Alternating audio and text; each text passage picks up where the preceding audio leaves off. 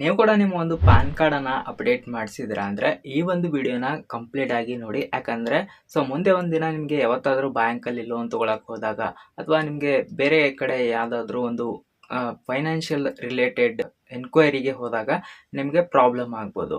ಏನಂತ ತಿಳಿಸ್ಕೊಡ್ತೀನಿ. ಅದಕ್ಕಿಂತ ಮುಂಚೆ ನೀವೇನಾದ್ರೂ ನಮ್ಮ ಚಾನಲ್ನ ಫಸ್ಟ್ ಟೈಮ್ ನೋಡೋದಾದ್ರೆ ಸಬ್ಸ್ಕ್ರೈಬ್ ಮಾಡ್ಕೊಳ್ಳಿ, ಮತ್ತೆ ವಿಡಿಯೋ ಇಷ್ಟ ಆದರೆ ಒಂದು ಲೈಕನ್ನು ಮಾಡಿ. ಮೊದಲೇದಾಗಿ ನೋಡೋದಾದ್ರೆ ನೀವು ಪ್ಯಾನ್ ಕಾರ್ಡನ್ನು ಅಪ್ಡೇಟ್ ಮಾಡಿಸಿದ್ರೆ ನಿಮಗೆ ಈ ತರ ಒಂದು ಪ್ಯಾನ್ ಕಾರ್ಡ್ ಇವಾಗ ಬರ್ತಾ ಇದೆ. ಇಲ್ಲಿ ನೀವು ನೋಡಬಹುದು ನಿಮ್ಮ ಹೆಸರು, ನೇಮ್ ಗೇಮ್ ಎಲ್ಲ ಇರುತ್ತೆ. ಬಟ್ ಒಂದು ಕನ್ಫ್ಯೂಷನ್ ಏನಂದ್ರೆ ಬ್ಲಾಂಕ್ ಬಾಕ್ಸ್ ಇದೆ ಅಲ್ವಾ, ಅದು ಬರ್ತಾ ಇದೆ. ಇದು ಯಾಕೆ ಬರುತ್ತೆ?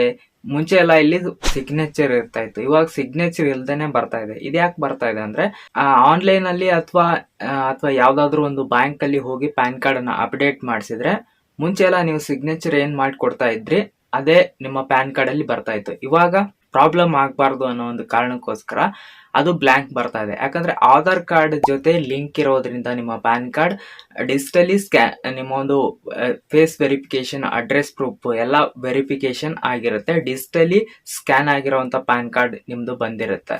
ಅದಕ್ಕೋಸ್ಕರ ಅದರಲ್ಲಿ ಸಿಗ್ನೇಚರ್ ಇರೋದಿಲ್ಲ. ನೀವೇ ಮೆನ್ಯುವಲ್ ಆಗಿ ಅದನ್ನ ಸಿಗ್ನೇಚರ್ ಮಾಡ್ಕೋಬಹುದು.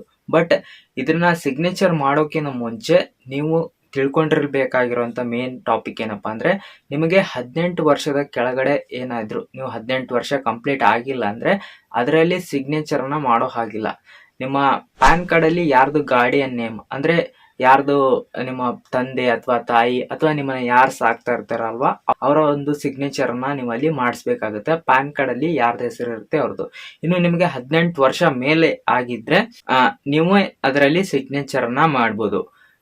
ಇದನ್ನ ನೀವು ಸಿಗ್ನೇಚರ್ ಮಾಡದೇನೆ ಹಾಗೆ ಏನಾದ್ರೂ ಬಿಟ್ರೆ ನಿಮ್ಗೆ ಬ್ಯಾಂಕ್ ಅಲ್ಲಿ ಅಥವಾ ಬೇರೆ ಕಡೆ ಎಲ್ಲಾದ್ರೂ ಫೈನಾನ್ಷಿಯಲ್ ರಿಲೇಟೆಡ್ ಬೈಕು, ಕಾರನ್ನ ಖರೀದಿ ಮಾಡಕ್ ಹೋದಾಗ ಪ್ಯಾನ್ ಕಾರ್ಡ್ ಅಂತೂ ಕೇಳ್ತಾರೆ. ಅವಾಗ ನಿಮ್ಗೆ ಪ್ರಾಬ್ಲಮ್ ಆಗ್ಬಾರ್ದಲ್ವಾ. KYC ಮೇನ್ ಇಂಪಾರ್ಟೆಂಟ್ ಆಗಿರುತ್ತೆ. ಅದಕ್ಕೇನೆ ಅದರಲ್ಲಿ ಬ್ಲ್ಯಾಕ್ ಅಥವಾ ಬ್ಲೂ ಇಂಕ್ ತಗೊಂಡು ನೀಟಾಗಿ ಸಿಗ್ನೇಚರ್ ಮಾಡಿ ಅದು ಒಂದು ಬಾಕ್ಸ್ ಬಿಟ್ಟು ಹೊರಗಡೆ ಹೋಗ್ಬಾರ್ದು. ಇದಿಷ್ಟು ಅಪ್ಡೇಟ್ ಆಗಿತ್ತು.